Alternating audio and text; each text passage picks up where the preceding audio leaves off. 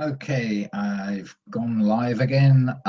Purpose for this is to go through some of the emails and photographs that I've been sent showing Earth shine during the totality of the eclipse.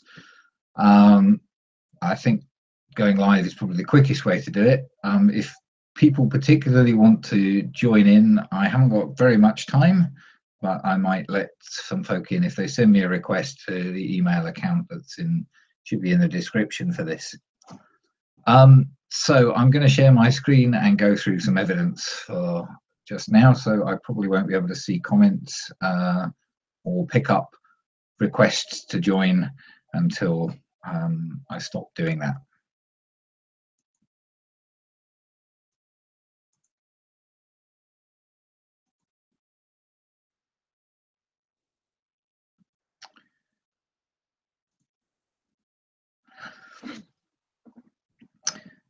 So let's begin with some email conversations. So maybe not actually. Let's see what we've got in here.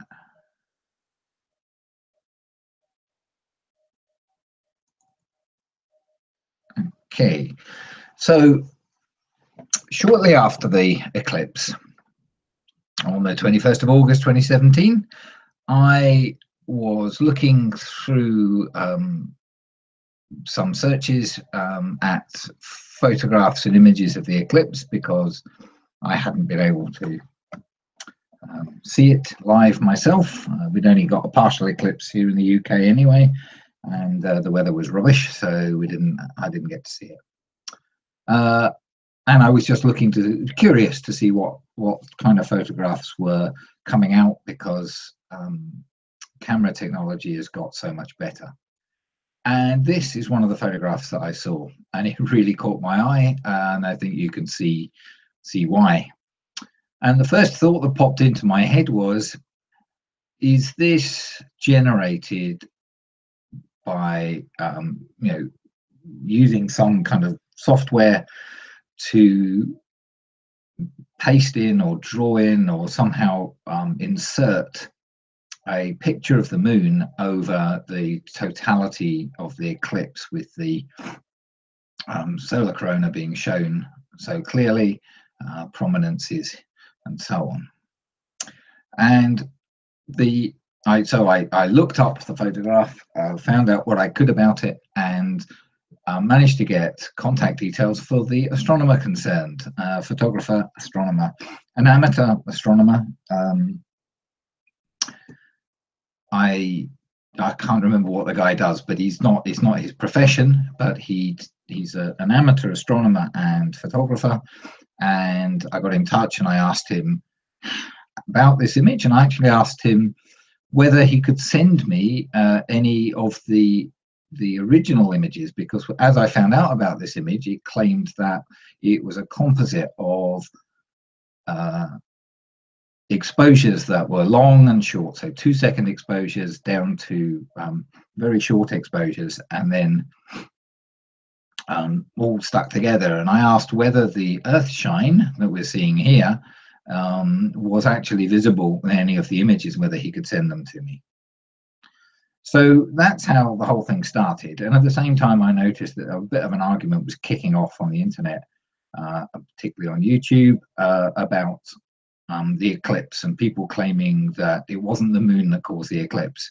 Flat earthers, rather disappointed, I think, that the eclipse occurred exactly as predicted, started claiming that the moon wasn't responsible. And so this was clear evidence the moon was responsible. Anyway, I got in touch with the photographer who took or made that image, and I asked him, as I said, whether he could send me anything. And this is his reply. He says the original files are way too large, 23 meg, and there are too many of them, about 40, to email. So he's not saying he wouldn't email them, but it's difficult to email that way. Anyway, he says he's attached one of the longest exposures, which is a 2-second exposure, in a JPEG format, which shows Earth shine on the moon and an overexposed corona. It is unprocessed, but you can bring out the details on the moon's disk with an image editing program. And the image he sent me is this one with that file name. And it's not a very big image, and you can see it's very bright, very overexposed, as he said. And that was the start of it. I sent this image to Mike Helmick, who was making all sorts of outrageous claims that the moon never turned up to the eclipse. And I said to Mike that I'd got this image, which purported to be a 2-second exposure. Now, Mike was not impressed because he said that the quality of the image wasn't very good. He said that it couldn't be determined, because it had been handled and manipulated, whether it had been doctored in any way. And so I found by then a number of other images like this one, and I got in touch with the photographers who'd taken them, and I asked them if they could send me the original files or some other photographs. And I've put in the other videos, I've gone through analyzing most of these and showing the earth shine. I'll do Alson Wong's one again, and I'll quickly do some of the others, but it is a fairly simple process to do. So Alson Wong's one that he sent me is this one, I believe. Yep, that's the one. Okay, and so we'll open that. And it gives this very bright picture, and we'll zoom in to make it easier to see what we're doing. So there is what we think of as the moon, and you can just about make out some detail on here, but not very much. But if you go to levels and tweak them a bit, it starts to bring up the detail. And the more you tweak, the more the detail you can bring up. Tycho crater, Murray, and so on. And this has been in some of my videos up until now. Most people are familiar with it. If you're new to seeing this, then there you go. Clearly, the image of the moon is here at totality in the eclipse, and that's what Alson Wong used to generate his composite image, or the sort of thing he used. I don't know whether he used this particular photograph or not. Now, I can't say for certain that this photograph hasn't been doctored in some way, hasn't been messed around with to create the impression that the moon is there. And I can't say for sure that Alson Wong's composite image, likewise, is a true representation of the photographs that he took at the time. But we do have his statement to that effect. So I got in touch with a number of other photographers, as I said, and asked them. And I got a reply from some more. So this photographer, Adam Block, said, "You are correct. The earthshine data is recorded within the long exposure. I did not paste an image of the moon taken at another time. The raw CR2 files are large. This is the same as Alson Wong said to me, 26 meg, so I cannot attach to this email. To begin with, I did attach a JPEG of what comes out of the camera." And he means he attached it to the email. And here it is. Okay, that's his JPEG, different file number, as you can see. A rather similar looking image to the one that Alson Wong sent, but it's not the same. And he goes on to say that this is a 1 second exposure. Alson Wong's was a 2 second exposure. You can just barely see the earth shine. And he says, "I co-added several 1 second exposures together and then use special processing algorithms to increase the contrast of the moon." And he says, however, if there is still some question concerning the validity of data, I can produce a short video that demonstrates how it's done. And So we have a second statement from a photographer, and very quickly I'll open his photograph, which is this one. I think it's that one. Yeah, pretty sure it's that one.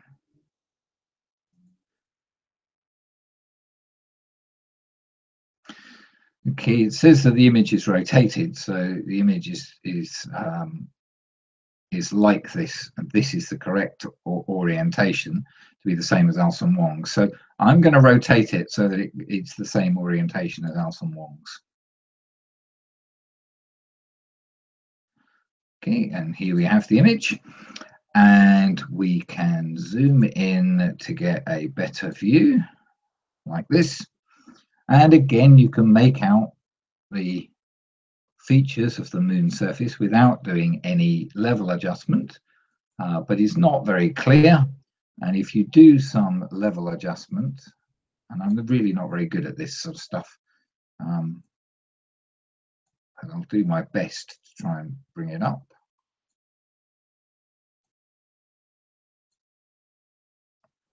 Making a right haulix of this, aren't I? Okay, well, you can see some of the detail there quite clearly. I think I've probably got this dark bit's a bit too bright, a bit too dark, or maybe it's this one that I need to slide back up. Yeah, that's a bit better. Right, and these are not great.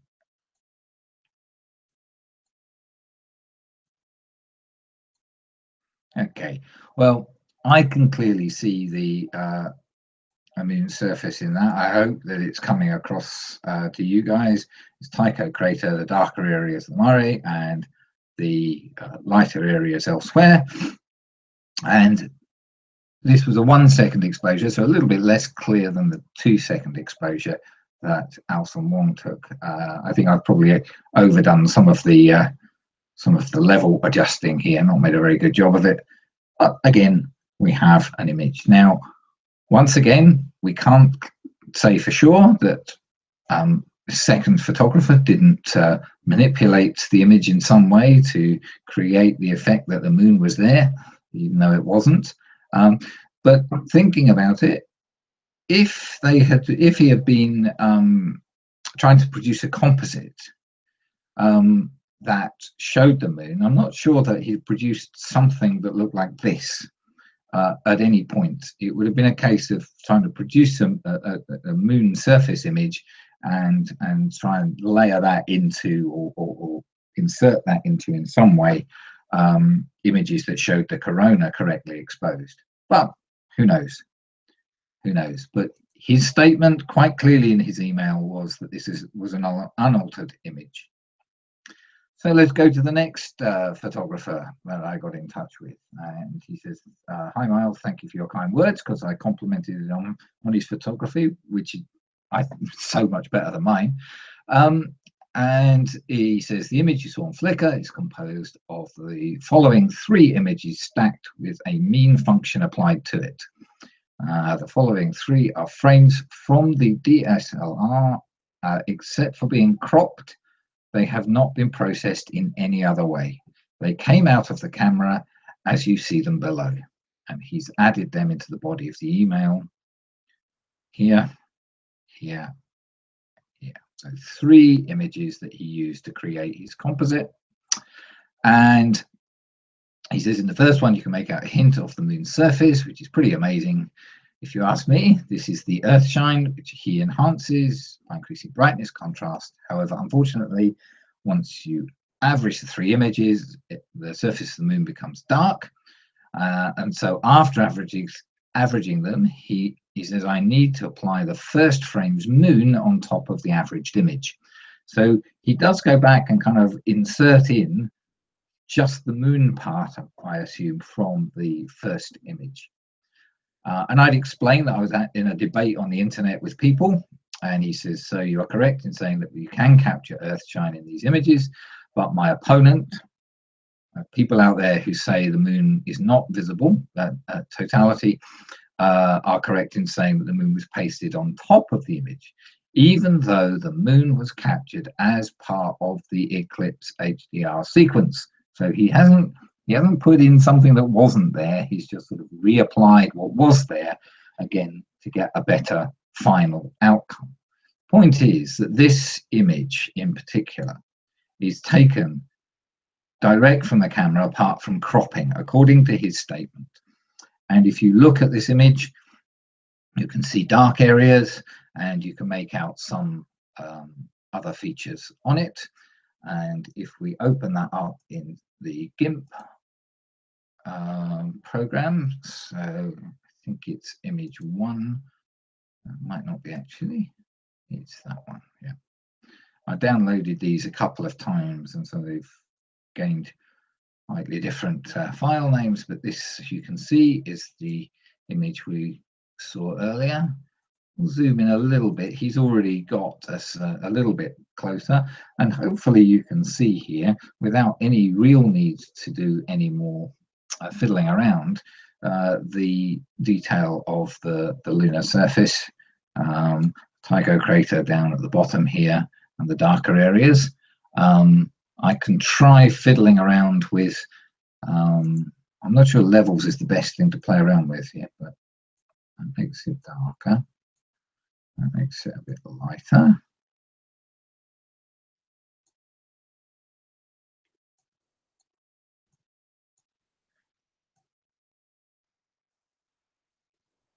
Okay, that's quite a lot lighter there. And we're losing some detail around the edge here by going a bit too dark, but Tycho crater, the dark Murray, areas here where the corona is overexposed and affecting the camera nearby are obviously a bit bright. We can't see very much, but there's plenty of detail of the lunar surface in here in the middle. So we now have 3 photographers claiming that Earthshine is visible and providing photographs to that effect. I'll leave James, I think, and I'll go to this one.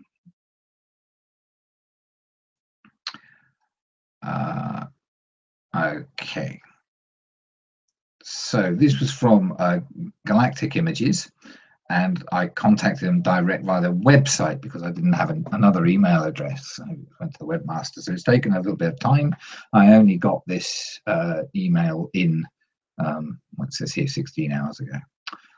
It says, thanks, I believe these are my personal best that I've captured over the last 30 years of eclipse chasing. During totality, your camera can see and record Earthshine. No fancy Photoshop needed. If you simply take an exposure long enough, you will see Earthshine in the photo, but your corona will be well overexposed. This is why many of us experienced, presumably that's supposed to mean astrophotographers, use HDR, high dynamic range. A series of exposures, typically 5 to 15 images ranging from 1,000th of a second to 2 seconds exposures during the eclipse, and then they're carefully layered so as not to overexpose any fine details, whilst keeping the Earthshine detail visible from the long exposure. We spend many hours to process this carefully, and since many astronomers stroke scientists like myself are professionals with 30+ years experience in the field, we simply do not add or put something in the image that was not really there or visible or not captured with our cameras. That, for one, would be very unethical. He says, but I understand how some others are not pros, do not understand the power of image processing and would think it was Photoshop in or something added. But that's just their ignorance coming into play along with today's advanced technology, mixed with today's and social and fake media environment. But honestly, not every photo on the web is fake, no matter how fantastical the image may appear. Sometimes it is just true skill and awesome nature showing itself to those experienced pros and an occasional lucky shooter that are ready to capture these events. He then says, and I can hear the noises coming from the Flat Earth Brigade, but I'm going to read this anyway because it's here. By the way, for your skeptical friends, NASA featured my images on their website, and I quote, saving the best for last. and NASA does analyze every photo for authenticity before they publish them. So those skeptical friends can be sure my changes are not fake. My images, sorry, are not fake. Actually, NASA has published hundreds of my images from my observatories over the years, and not to mention my Time magazine front cover or National Geographic images. Yet you can tell your skeptics that I'm the real deal. Now, I know that you guys will be less impressed by this NASA credentials because you all think NASA fakes everything. I'm including this because he puts this in quite boldly. He's being perfectly open about it. For him, it's great that his photographs are accepted by NASA and are used by NASA, and understandably so. NASA do not fake pictures. NASA do not publish pictures that they haven't checked the authenticity of. And I'm sure that NASA has real experts who are checking those photographs. It would be a disaster for NASA. Someone sent them a photograph that had been very obviously doctored, and they published it. And so NASA takes a lot of care. Yes, you people out there hate NASA, and we'll have that discussion another time. But we have a fourth photographer who is stating that Earthshine can be captured and that his photographs can be captured. He didn't send me any images, but he has made this fairly fulsome statement. And finally, let's come to James Lowenthal. And James responds, "Hi Miles, it's for real," because I asked, is it a genuine image? I was surprised myself when I first saw pictures like that. I was even more surprised when my own photographs of the 21st of August, Eclipse showed Earthshine very clearly visible, even on the camera display before I downloaded to the computer. It's so cool. It was a specific goal for me. And James has sent me the original raw images. So he shared with you a Dropbox folder with raw images, and these are the numbers for them. If you share them online or anywhere else, that's fine, but please do give me credit. Okay, and loads of credit, James. They're lovely images. Thank you so much for sharing them. And I would recommend anybody who likes pictures of space and a few other things. He takes wildlife and other pictures as well. Go and have a look at his website and see what he's got there. It's terrific. He says the Eclipse JPEGs in the gallery are completely unprocessed, except by default RAW to JPEG in camera settings. He uses Adobe Lightroom to export from RAW to JPEG, but I didn't even change levels, contrast, exposure, or anything else. Obviously, processing in Photoshop, etc., brings out even more detail. And he says he saw one of my YouTube videos, and I'm right. You can't see it in just any Eclipse video. There needs to be enough signal to noise to begin with, and very little scattered light. And he posts a link to a document, an internet page that discusses presumably how to capture Earthshine. I haven't actually been to that one yet myself. I'll go and have a look another day, and tells us what telescope he used and so on. So, and the images he sent me were sent to Dropbox, and yeah, he didn't send anything else. So if we go to the, I've moved them from the Dropbox into this folder. And if we go to the images that he sent, now on here, you can't see the, I've converted them to JPEG. You can't see the originals, but you can in the folder itself.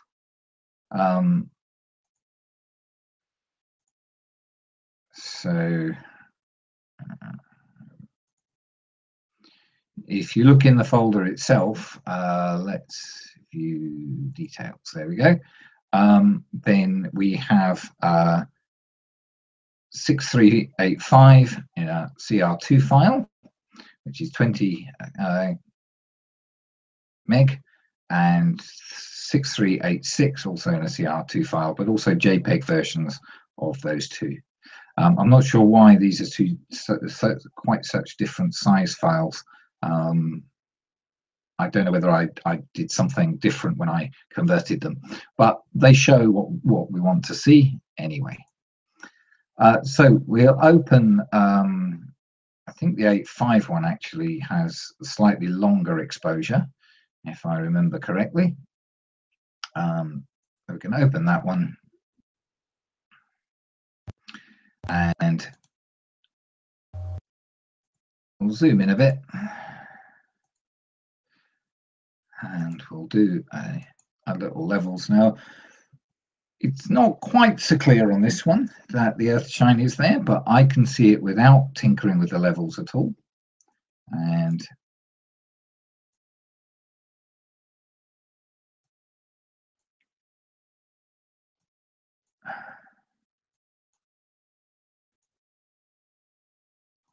if we do tinker with the levels a bit, it does become clearer, more distinct. You can see the darker areas, lighter areas. There's some Tycho crater here, and it's quite obvious that the moon surface is visible. And these are original files direct from the camera, still in this format. If we look at the properties of this, you can put it through a photo forensics program if you wish to, but it tells you the date taken, which is the 21st of August 2017, the time it was taken, and James, I think on his website, has the location, so you can check that totality was occurring at that time, as long as you get the right kind of time zone and stuff. Size, it's Canon, no program listed because it's not been through any program, and the various camera settings, the exposure time of 1.3 seconds, and so on. Now, I know that this data can be altered, it can be changed if people want to do that, but there's no suggestion or no evidence that he's done that. There's no reason for him to do it.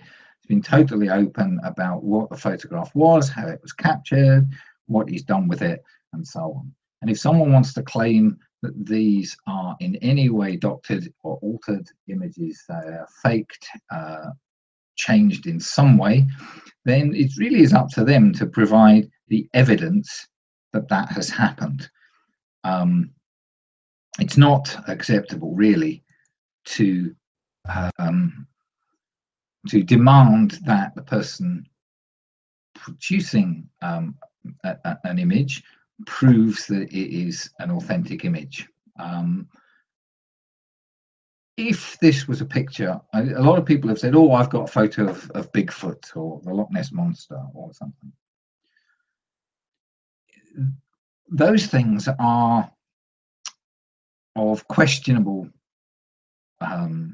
sort of correctness, or it's questionable whether those things exist at all. In fact, the evidence that we have is that they don't exist. Apart from a few dodgy looking pictures and video film or cine film, nobody's got anything that any evidence to suggest that the Loch Ness Monster or Bigfoot or a number of other things actually exist. And if someone produces a photograph of such a thing, then it's quite understandable that people will look at that and say, I'm a bit skeptical about whether that's a real photograph or not. And if you examine that photograph and find that there are things about it that are a bit dodgy looking, then by all means, that we would say, yeah, okay, it's quite possibly a fake picture.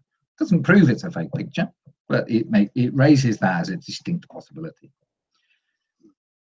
Although a picture like this is not what you actually see when you look at the eclipse through a camera or through your eyes, the photographer has explained exactly how this image was generated using a series of photographs taken at the same time and then processing that.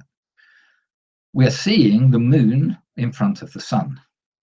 Okay, the moon between the camera and the sun. And we know from a load of other evidence that this is what causes eclipses. And so this is not a controversial image in any way. Or it's the subject of this image is not controversial. And so it's perfectly reasonable to accept what the photographer says, unless you can produce some really good evidence that a photograph has been tampered with. And a lot of people have taken, particularly a photograph by Soundly, and have done really very amateurish. I mean, I'm not an expert, okay? And don't think that I'm claiming to be a Photoshop expert or anything like this. I am not. But they've done what is really an amateurish job of examining that photograph and then jumped to a false conclusion that it is a fake in some way. And made all kinds of outrageous slurs on Soundly's character, and they've made claims about the photograph, about exactly how it was put together, with an image being inserted that was lower resolution than the original image, and all kinds of things, without any evidence to back that up at all. And the basis on which they've made these accusations has proved now to be a misunderstanding of what cameras actually do when they take pictures of fairly dark objects. So I think my position about this is to say I accept that it is most likely that Earthshine is photographable at totality of a total eclipse, that you need to get the right camera and camera settings in order to be able to see it in your image, and that it is possible to take multiple images, and if you're clever enough with computer image processing software, to create, you just using images that were taken at the time of the eclipse, something like this. And it shows that the moon was indeed there. It doesn't tell you anything about how the moon is constructed. It doesn't really tell you about the size of the moon and the distance the moon is from the Earth. You might be able to make some calculations about it, but really it could be a smaller moon that's closer to the Earth than the standard model says. It could be a larger moon that's further away from the Earth. It could be a disk, it could be a sphere. There are many reasons to believe that the moon is a rocky, spherical object that orbits the Earth, but that's not what this picture's about. This picture's about, was it the moon or not? And there's little doubt that it was the moon, in my mind, and I don't think anybody else should doubt it, given the evidence that I've presented. If you can find real damning evidence that shows it wasn't the moon, fair enough. And that takes me on to another subject.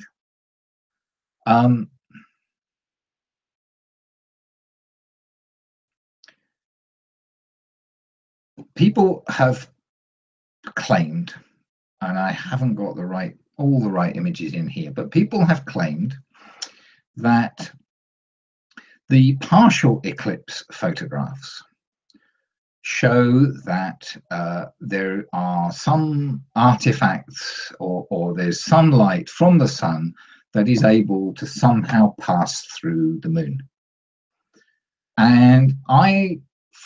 And they've done this by taking a partial eclipse photograph taken with a solar filter and putting it through Photoshop, playing around with the light levels in Photoshop, and showing that you can get a a series of coloured bands around the sun that extend over the moon's shadow.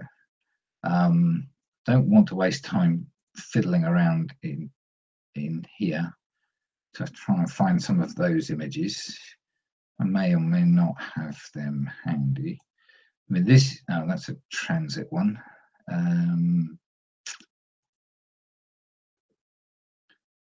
These are some of mine.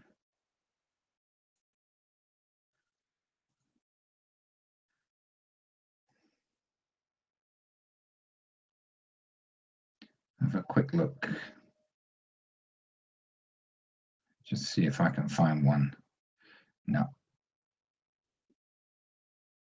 I do have some somewhere, and I have a video that shows the kind of processing that is done. And in that video, I also show a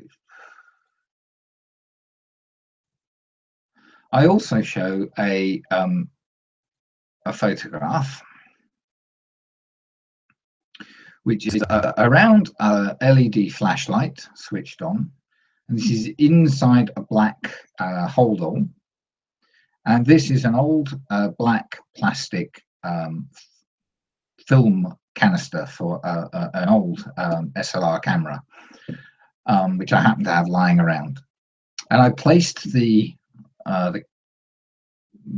canister in front of the light source, so they're blocked out roughly a quarter of the light source of the LED lights here. You can see a nice little lens flare. This is not a couple of dozen Nibiru's on their way to destroy the Earth. It's just the LED lights reflecting somewhere in the camera lens. I took this picture just with my mobile phone because that's all I had handy at the time, and did it with the bag almost completely shut to try and keep it as dark as possible in there. So this is the image, this is the photograph taken, and we can crop out the important portion here and stick it into a photo editing software and play around with the curves, and we get things like this. So all this here is the container, the canister, but we've got all this stuff which is just coming around from the side here. This is just like the partial eclipse photograph that Mike Helmick and others have been broadcasting and saying that this proves that there's nothing here, or whatever is here, blocking the sun's light or causing the sun's light to go out or whatever, is not a solid object. It's not the moon, because it's because we see these effects. And you can do it in a number of different ways. You can play around with the curves and so on and generate various kinds of images, but they still show this roughly circular thing. Now this is not completely circular, and we'd expect this to continue around this sort of brown color here will continue around more like this. The purple color changes its direction completely because of the cylinder here, and that's exactly what you see in Mike Helmick's pictures as well. You see that the part of the moon, part of the sun that's blocked by the moon, these bits of traces of light, if you like, the glare coming from the sun, in this case the torch, it creates this pattern. But no one can tell me that the film canister is not a solid object. It most certainly is a solid object, and I stuck it in the bag, and you saw this photograph of it where you can see that it is a solid object, and I quite happily suggest that anybody could go and reproduce this experiment very, very easily and show that getting a pattern like this in a partial eclipse picture is completely normal. It doesn't say anything about the object that's blocking the sunlight here, or the torchlight here, and the same at an eclipse. All you see is that the sunlight is blocked, and seeing this doesn't mean the sunlight is not being blocked. So that's where we're at. I'm going to go back to the live screen now and have a look and see if there is anybody lurking about, and any comments. It doesn't look like we do have any comments in the chat. That doesn't look like that. I'll have a quick look in. That's wrong.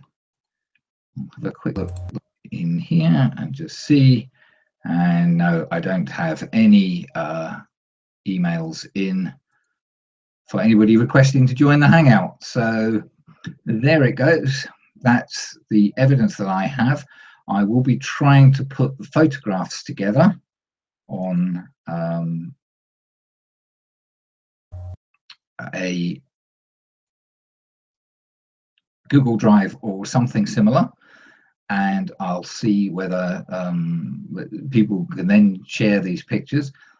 All the pictures have been sent to Mike Helmick, who has them. So if you happen to know Mike Helmick, you can, and you trust Mike Helmick, which I'm not sure I do, you can get him to send you those original files.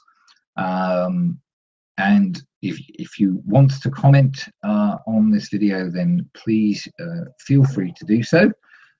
But it's, I think, very self-explanatory. The moon was there, and the moon caused the eclipse. And anybody questioning that should think very carefully and examine the evidence that exists very carefully, and ask themselves why it is that they are clinging to something for which there is no evidence. Nobody has presented any evidence that the moon was not there. Nobody has presented any evidence that the moon is anything other than a large spherical piece of mostly rock that orbits the Earth. So I'll see you guys a bit later on. I'm going to go and get something to eat.